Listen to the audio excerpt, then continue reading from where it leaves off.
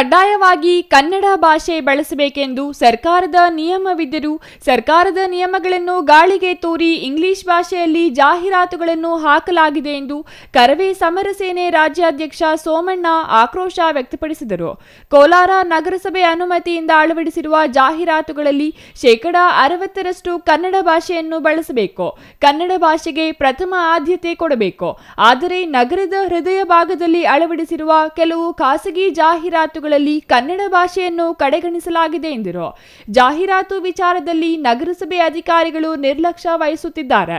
ಈಗಲಾದರೂ ನಗರಸಭೆ ಅಧಿಕಾರಿಗಳು ಎಚ್ಚೆತ್ತುಕೊಂಡು ಇಂಗ್ಲಿಷ್ ಜಾಹೀರಾತುಗಳನ್ನು ಕೂಡಲೇ ತೆರವುಗೊಳಿಸಬೇಕು.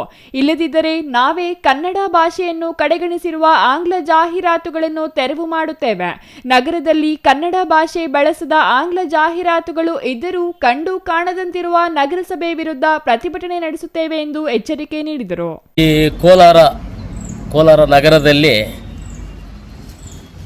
ನಾಮಫಲಕಗಳು ಅಡ್ವರ್ಟೈಜು ಇದಾಕಿರುವಂತಹ ಏನು ನಮ್ಮ ನಗರಸಭೆಗೆ ಸಂಬಂಧಪಟ್ಟಂತಹ ನಾಮಫಲಕಗಳು ಹಾಕುವಂಥ ಒಂದು ಬೋರ್ಡ್ಗಳಿಗೆ ಸರ್ಕಾರದ ಒಂದು ಅಧಿನಿಯಮ ಏನಿದೆ ಅಂತಂದರೆ 60% ಕನ್ನಡ ಬಳಸಲೇಬೇಕು, ಕನ್ನಡಕ್ಕೆ ಪ್ರಥಮ ಆದ್ಯತೆ ಕೊಡಲೇಬೇಕು ಅಂತ ಕರ್ನಾಟಕ ರಾಜ್ಯದಲ್ಲಿ ಎಲ್ಲ ಕಡೆನೂ ಆಗಿದೆ.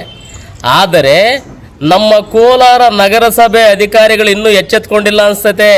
ಅವರು ಪರ್ಮಿಷನ್ ಕೊಟ್ಟಿರುವಂಥ ಬೋರ್ಡ್ಗಳಿಗೆ 1% 2% ಕೂಡ ಕನ್ನಡ ಇಲ್ಲ. ಅಂಥವ್ರಿಗೆಲ್ಲ ಪರ್ಮಿಷನ್ ಯಾಕ್ರಿ ಕೊಡ್ತೀರಾ? ನಗರಸಭೆ ಕಮಿಷನರ್ ಅವರೇ ಏನು ಮಾಡ್ತಾ ಇದ್ದೀರಾ? ಏನು ನೋಡ್ತಾ ಇದ್ದೀರಾ? ನಗರದಲ್ಲಿ ನೋಡಬೇಕಲ್ವಾ? ನೀವು ಪರ್ಮಿಷನ್ ಕೊಟ್ಬಿಟ್ರೆ ಸುಮ್ಮನೆ ಹೇಗೆ ಗೊತ್ತಾ? ನಿಮ್ಮ ಅಧಿಕಾರಿಗಳು ಏನು ಮಾಡ್ತಾರೆ?